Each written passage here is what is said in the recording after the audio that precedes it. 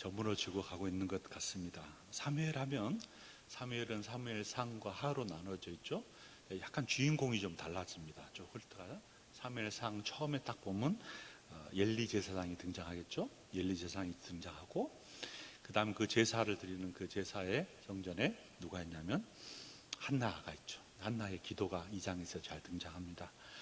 그리고 한나의 소원대로 하나님께서 한나에게 아이를 주셨는데 그게 사무엘입니다.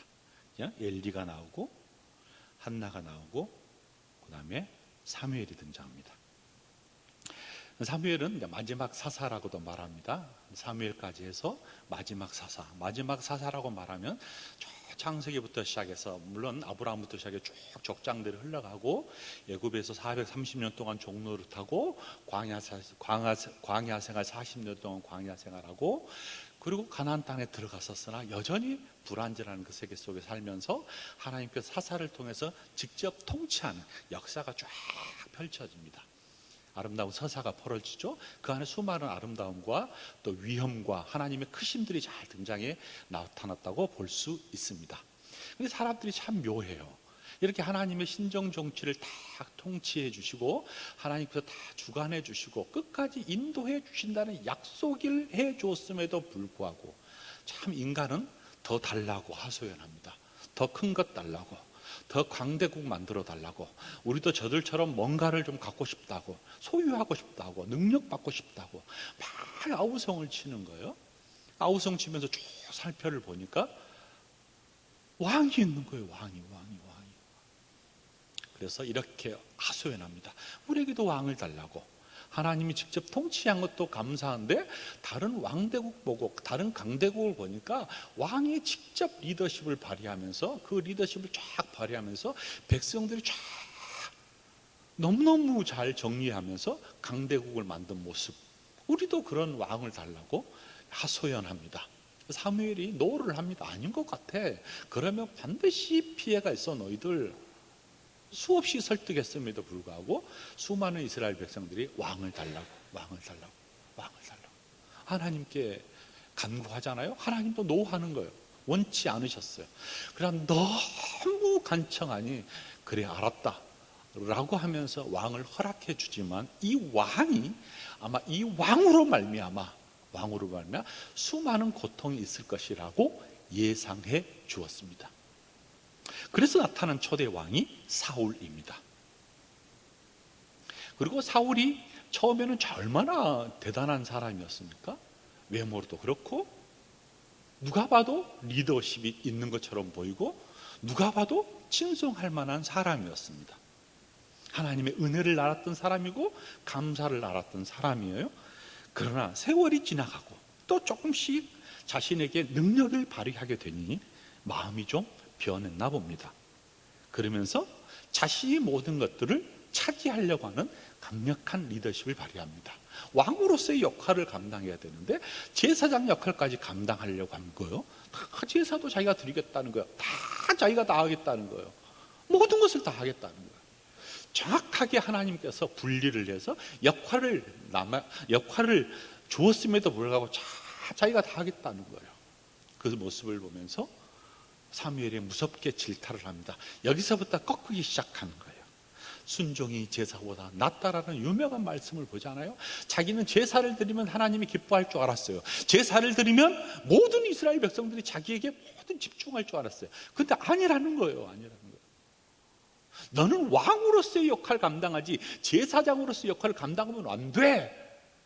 그러면서 그 모습을 보면서 강력하게 아주 질타를 합니다. 그것이 바로 하나님 말씀에 순종하는 것이 낫지 내가 아무리 제사를 드리고 내가 아무리 거대한 행위와 업적을 한다 할지라도 그건 안 돼 라고 하면서 그의 리더십을 점점 빼앗겨 가버립니다. 그러면서 리더십이 사라지니 두 번째 왕이 필요했을 거 아니에요. 등장한 사람이 다윗입니다. 우리가 이제 다윗 이야기를 쭉 펼쳐가고 있어요.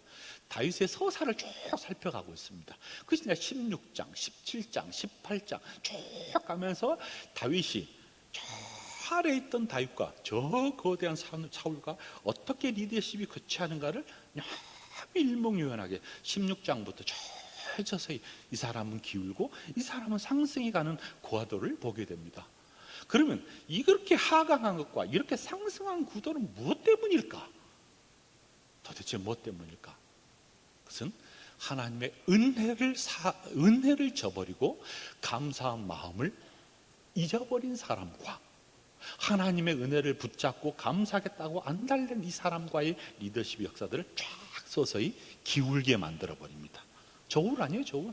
기울게 만들어보고 낭떠러지게 가고 상승하게 만든 그 찰나에 오늘 본문 24장이 등장합니다.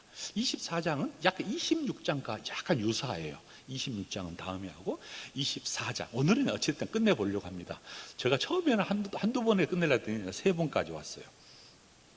24장은 이제 엔딩 광야라고 한 광야에서 이제 이 저울이 기울어지니까 얼마나 이 안에 시기와 질투가 작동합니까? 있을 수 없다는 거죠. 저 사람을 가만둘 수가 없다 라고 생각하니까 이 사람을 죽여버리고 싶은 마음이 있었어요. 사울이 다윗을 죽여버리겠다는 거예요. 그 마음을 갖고 끊임없이 추격합니다. 분노를 가지고 만나기만 해봐라. 그리고 추격해 가는 장면입니다. 인생의 기나긴 여름이 지나가고 이제 가을을 향하여 다가온 다윗의 모습을 보면서 이스라엘 왕으로서의 한 나라 통치자가 되기까지의 기다림의 시간, 그 기다림이 약간 끝자락 정도에 온 것 같습니다. 다윗은 사울 왕이 펼치는 끝없는 추격을 잠시 멈추고 일종의 쉬는 시간을 가지면서 딱 뭔가 정비하는 시간을 가지려고 해요. 그때 사무엘상 23장 28절 사울이 다윗 뒤쫓기를 그치며 돌아와 블레셋 사람들 치러 갔으므로 그것을 셀라이하만하는 곳으로 착 피합니다.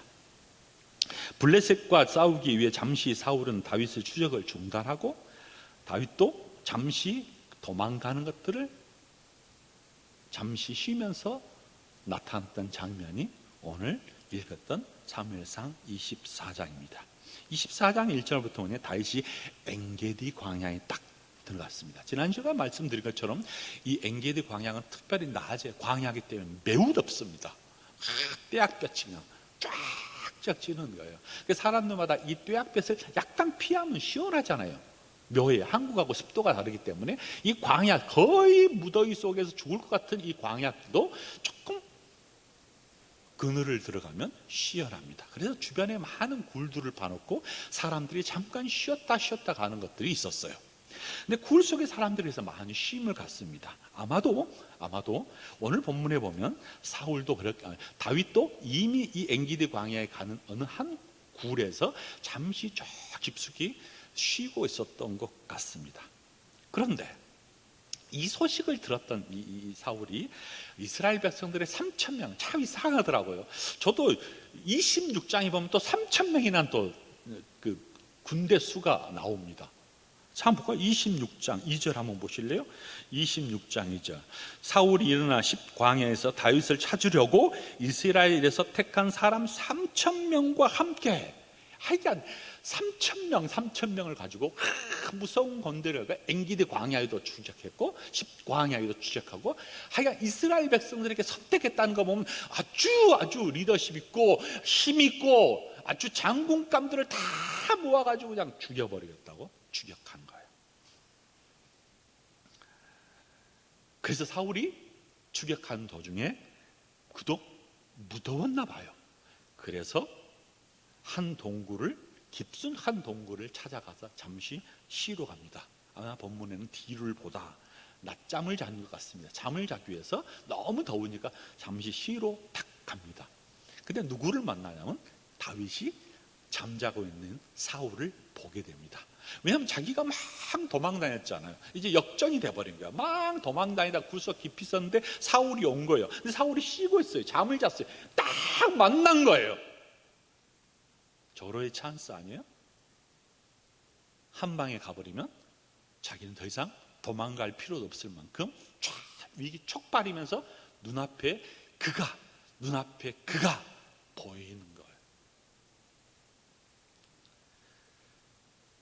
외나무다리에 만난 것 같습니다. 그런데 다윗은 그 모습을 보면서도 죽이고 싶지 않았던 모양인 것 같아요.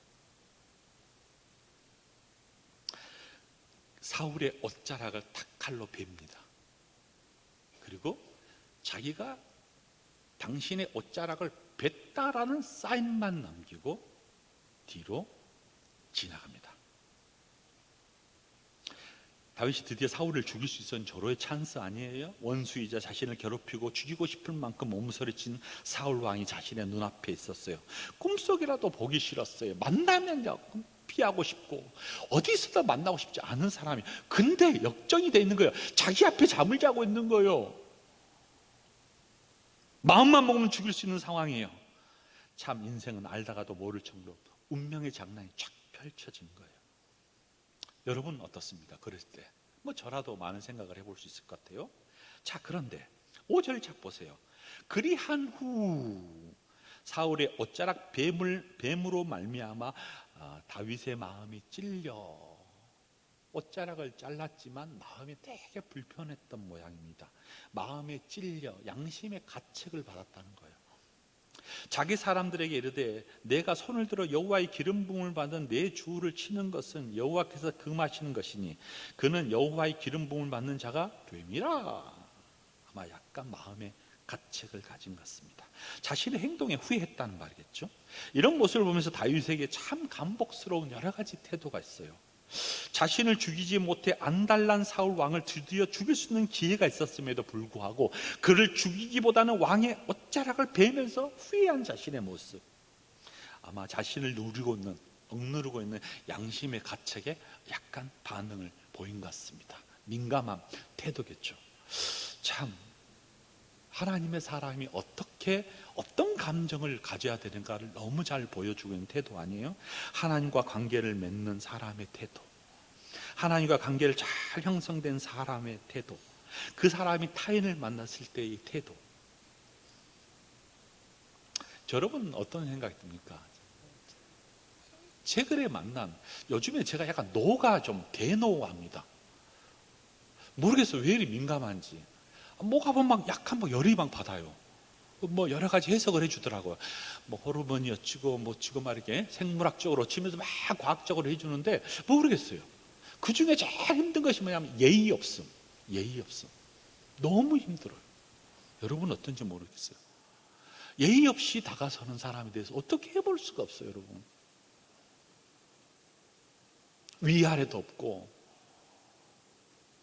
예의 없음이 너무 힘들어요. 선배 후배 막 없어요. 대놓고 그냥 되게 힘듭니다. 그래서 나타난 나도 모르는 쌍욕이 나와요. 겉으로는 드러내지는 않지만 속으로 그냥 배은망덕하고 저것이 그냥 나도 인간이라는 생각이 좀 많이 들기도 합니다.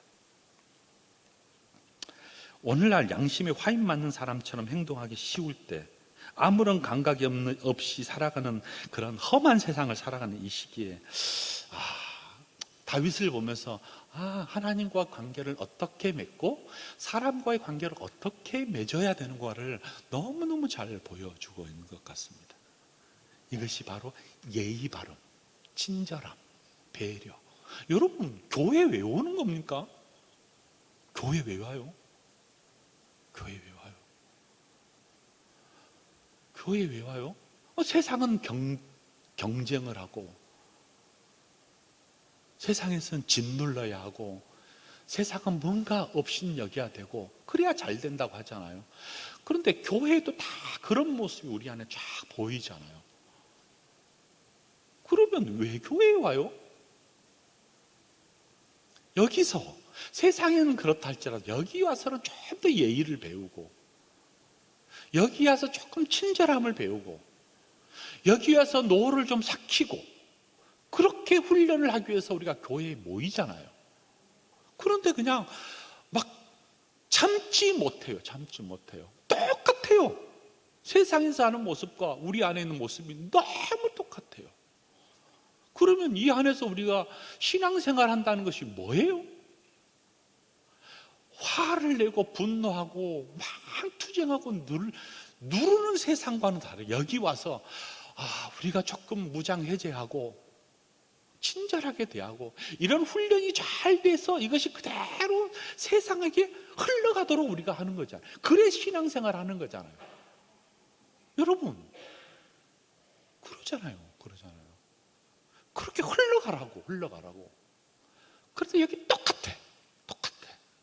자태가 똑같아. 태도가 똑같아. 그러면 왜 교회에 오는 거예요? 왜 교회에?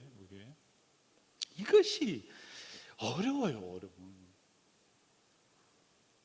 우리가 사람을 손가락질하기는 너무 쉬워요. 그대로 나에게 손가락질하면 작아져요. 자다가도 벌떡벌떡 막 피가 솟아요. 왜?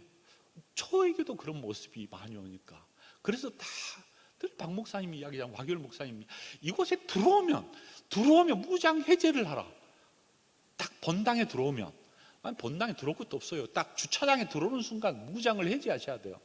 무장 해제하도록 여러분을 누가 반겨줍니까? 집사님들이 그냥 반겨주는데 어떤 옷을 입고 반겨줍니까? 뒤에 막 강성교회 써놨어요. 유니폼을 맞춰고 뭐 하는 사람이 나 주차위원이라고 옷을 입고 이곳에서 무장 해제를 하고 여러분 긴장 풀라고. 그분들은 사회에서도 나름대로 그래 잘 나간 사람들 아니에요? 못났다고 주차위원을 하겠어요.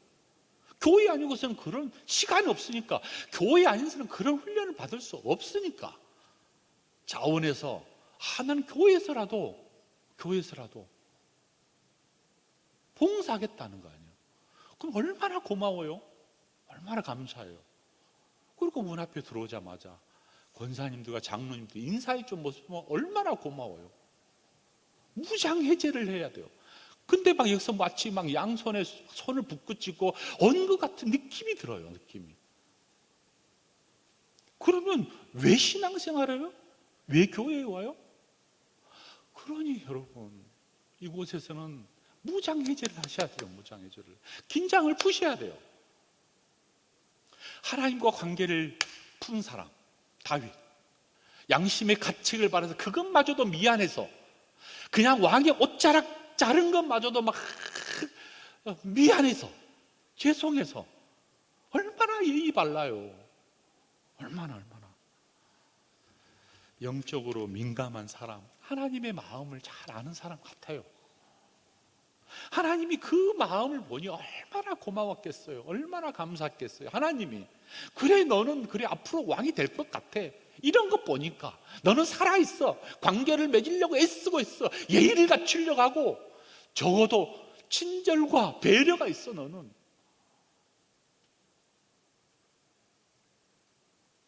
이런 태도의 사울 왕의 반응을 딱 보십시오. 7절 다윗이 이 말로 자기 사람들에게 금하여서 사울을 해하지 못하게 한시 사울이 일어나 굴 속에 나가 자기 길을 가니라. 8절 그 후에 다윗이 일어나서 굴에 나가 사울의 뒤를 쳐다보면서 뭐라고 말한지 아십니까? 내 왕이여, 내 왕이여, 내 왕이여, 내 왕이여.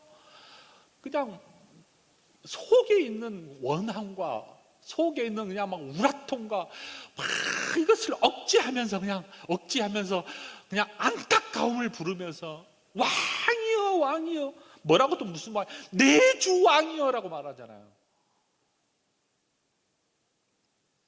그 소리에 너무 그 소리가 자기 귀에 울리니까 사울을 다 뒤돌아본 거예요. 그 소리에 무슨 소리야?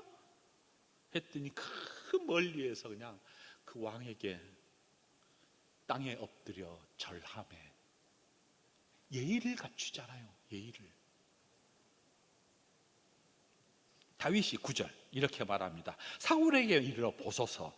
다윗이 왕을 해하려 한다고 하는 사람들의 말을 왕이 어찌하여 들으십니까?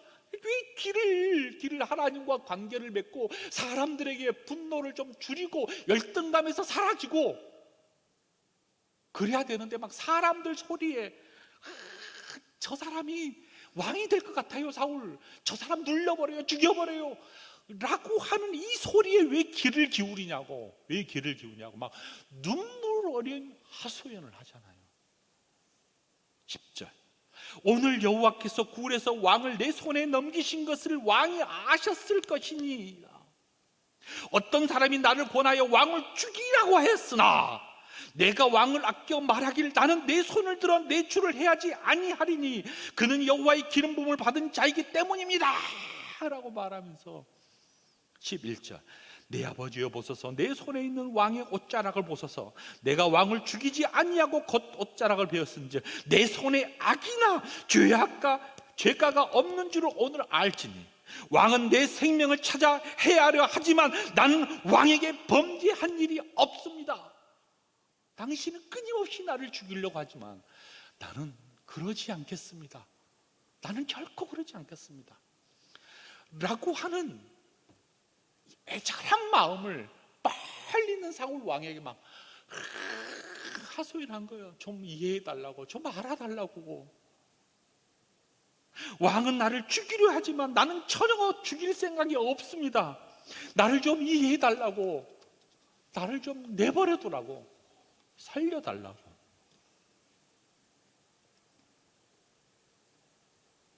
12절 여호와께서는 나와 왕 사이를 판단하사 여호와께서는 나를 위하여 왕에게 보복하시려니와 내 손으로는 왕을 해하지 않겠나이다. 자기는 안 하겠다는 거예요. 안 하겠다는 거예요. 그러면서 속담 이야기도 해요. 13절 옛 속담에 말하기를 악은 악인에게서 난다 하였으나 내 손이 왕을 해하지 아니하겠습니다. 무슨 말이요? 결심하겠다는 거예요. 결심. 본인은 옛부터 내려온 말을 잊지 않고 있지만 즉 악은 악인에게서 나기 때문에 자신의 손은 악을 행하지 않겠다고 자기는 끊임없이 죄를 범하지 않겠다고 14절 이스라엘 왕이 누구를 따라 나왔거든 누구의 뒤를 쫓나이까 죽은 개입니까 벼룩입니까 이것을 쫓습니까 15절 그런즉 여호와께서 재판장이 되어 나와 왕 사이에 심판하사 나의 사정을 살펴 억울함을 풀어주시고 나를 왕의 손에서 건져내시기를 원하나이다. 당신이 아무리 나를 죽이려 해도 여호와 하나님께서 나를 꽉 붙잡고 계셔서 그럴 수 없어요. 이렇게 말을 하니 16절 다윗이 사울에게 이렇게 말합니다. 사울이 말합니다. 내 아들 다윗아 이것이 내 목소리냐? 내 목소리냐? 하면서 뭐요?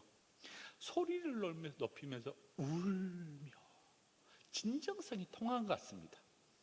진정성 있게 말을 하니까 이 진정성의 이 돌짝박 같은 이 사울의 마음을 확 레이저로 쏘아버린 거예요. 울면서 18절 내가 나 선대한 것을 오늘 나타냈나니 여호와께서 나를 내 손에 넘기셨으나 내가 나를 죽이지 아니하셨더라. 하나님께서 죽이도록 기회를 줬으나 너가 죽이지 않구나. 19절 사람이 그의 원수를 만나면 그를 평안히 가게 하겠느냐. 내가 오늘 내게 행한 일로 말미암아 여호와께서 내게 손으로 갚으시기를 원합니다. 다윗의 행동을 보고 사울 자신이 막 처절한 눈물을 흘리면서 고백한 기도 있잖아요. 손을 들어 항복해버렸어요. 진정성 있는 다윗의 마음을 읽어버렸어요. 다윗의 마음속에 계속 하나님을 계시다는 것을 보았어요. 도저히 다윗이 어찌할 수 없었어요. 그래서 이렇게 고백하잖아요. 너는 반드시 이스라엘 왕이 되리라. 결국 완전히 항복하면서 왕자리를 서서히 놓아준 자리가 오게 됩니다. 다윗이 어떻게 했길래 사울은 다윗을 보고 이렇게 축복을 했을까요? 다윗이 어떻게 했길래 사울은 다윗을 보고 이렇게 축복했을까요? 다윗은 이런 것 같습니다. 다윗의 행동은 이런 것 같습니다. 사람을 보지 않은 것 같습니다. 만약에 사울을 사람으로 봐버렸다면 죽일 수도 있었어요. 원수로 봐버렸다면. 그런데 어떤 상황이라도 자기 앞에 펼쳐져 있는 것이 하나님을 바라본 것 같습니다. 주변 사람들이 드디어 사울을 죽이고 왕이 될 수 있다, 기회가 왔다, 막 이런 소리를 들리잖아요. 그럴 만한 상황도 온 것도 맞잖아요. 그러나 다윗은 경솔하지 않는 거예요. 자신을 바라보고 자신의 억울함만을 보지 않았어요. 밤잠을 설치며 억울해 죽겠다고 하소연하지도 않았어요. 요나단에게 나와 죽으면 한 걸음 차이밖에 나지 않는다고 미칠 지경이라고 고백을 할 정도 자기의 고통스러웠지만, 억울함을 토했지만, 그럼에도 불구하고 다윗은 단지 한탄하지 원망하지는 않았어요. 그냥 하면서 그 속에서도, 그냥 자기의 고통 속에서도 뭐를 봤냐면 하나님만을 봤어요. 그것도 크신 하나님, 크신 하나님, 크신 하나님. 자기 자신만을 보고 자신이 얼마나 작은지를 경험해 봤기 때문에 사울을 죽이려고 할 때 하나님을 바라보지 않았다라면 여러분 얼마나 두려웠겠어요. 근데 그 앞에 펼쳐진 하나님을 본 거예요. 사랑하는 여러분, 우리가 우리의 상황 속에서 우리 강성교회가 누구를 바라봐야 되냐? 우리를 바라보고 우리의 상황을 바라보면 다 힘들어요, 여러분. 그래도 우리 어르신들이 모여있는 이 오후 예배 정도는 다 우리 강성교회 열심 당원 아니에요, 열심 당원들. 여러분이 한 사람이라도 삐걱거리면 어떻게 되겠어요? 힘들지만 한 사람씩 모여서 사람 보지 말고 그냥 하나님 보고, 하나님을 앙망한 다윗의 고백처럼 내가 잠잠히 하나님만을 바라보겠습니다. 우리가 바라볼 분은 하나님밖에 없잖아요. 오늘날 비극이 무엇이에요, 여러분? 자기 위치도 분수도 모르고 날뛰는 것, 아무것도 아니면서 우쭐대고 자랑하는 것, 자신이 모든 것을 하려고 하는 것, 자신의 능력에 맞지 않는 일들을 하려고 하는 것, 아무것도 아니면서 자신이 모든 것을 하려고 하는 사람들, 심지어 자신이 주도하지 않으면 견디지 못하는 사람들, 인생의 주인이 자기라고 생각하는 사람들이 만연한 이때에 여러분, 그러니 목마를 수밖에 없어요. 목이 채워져요? 안 채워져요. 여러분, 가진 사람이 무섭단 말을 하잖아요. 더 가지려고 해요. 더 누르려고 해요. 그게 인간이에요. 이 자아가 커지면 커질수록 타인이 안 보입니다, 여러분. 우리는 타인을 볼 때예요. 하나님을 볼 줄 아는 사람은요, 타인을 볼 줄 알아요.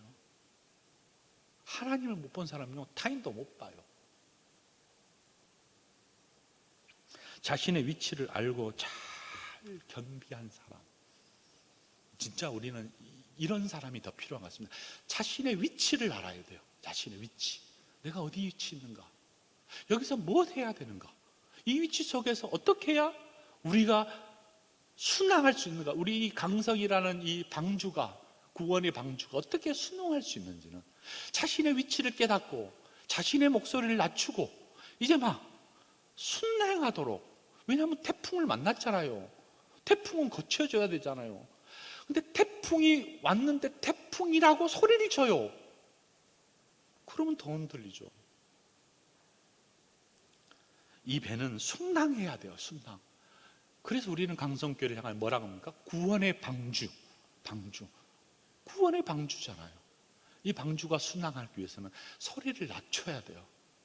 힘을 빼야 돼요. 예의가 있어야 돼요. 말소리를 줄이셔야 돼요. 그리고 내려놓고 기다려야 돼요, 여러분. 기다려야 돼요.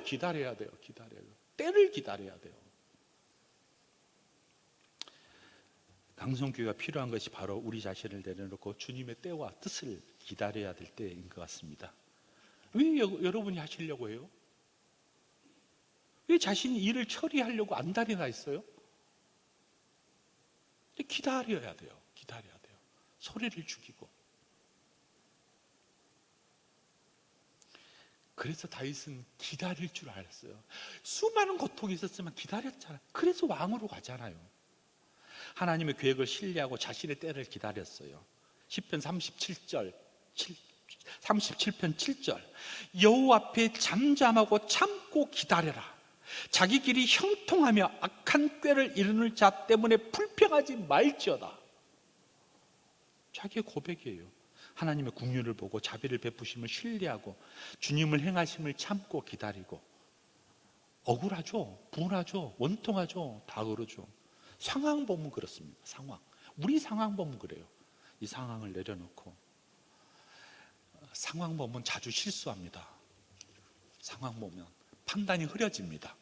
자기 소견대로 합니다. 그랬더니 19절 보십시오. 사람이 그의 원수를 만나면 그를 평안히 가게 하겠느냐? 내가 오늘 내게 행한 일을 말미암아 여호와께서 내게 선으로 갚으시리라. 20절, 보라, 나는 내가 반드시 왕이 될 것을 알고 이스라엘 나라가 내 손에 견고히 설 것을 아노니. 21절, 그런즉 너는 내 후손을 끊지 아니하면 내 아버지의 집에서 내 이름을 멸하지 아니할 것을 이제 여호와 이름으로 내가 맹세한다. 살려달라고 역전이 온 거예요. 역전. 이젠 사울이 다윗을 보고 날 좀 살려주라, 날 좀 살려달라. 그의 진정성과 그의 위대하심과 그의 기다림을 보고 작아져 버린 거예요. 아, 나는 저 사람을 이길 수 없다. 원수까지 감동시켜버린 다윗, 죽이려고 안달낸 사울, 그를 감동시킨 다윗. 무엇이 그를 그렇게 감동시켰어요? 하나님 바라보는 것, 자기 위치를 고수하는 것, 그리고 내려놓고 기다리는 것. 이것이 우리 강성교회 작금의 시간에서 가장 필요한 것 같다는 생각이 좀 듭니다. 그러면 이제 뭐 해야 돼요, 여러분? 뭐 해야 돼요? 기도밖에 없어요. 기도밖에. 금요 기도 세우시고, 수요 기도 세우시고, 모일 때마다 기도하고, 구역에서 기도하고, 때로는 신음소리를 내며 기도하고, 아니면 침묵에 기도하고. 이 기도가 폭발해야 하나님이 우리 강성교회를 다시 구원의 방주로 순항할 수 있도록 인도해 주실 것입니다. 그것을 믿고 기다리기를 주님의 이름으로 축복합니다. 아멘. 신실하신 주님, 다윗의 서사를 바라보며 어떤 위험 앞에서도 흔들리지 않는 다윗, 어떤 상황에도 하나님만을 바라보는 다윗, 자신을 내려놓고 기다릴 줄 아는 다윗. 하나님, 우리 강성교회 그런 모습이 회복될 수 있도록 복내려 주옵소서. 예수님의 이름으로 기도합니다. 아멘.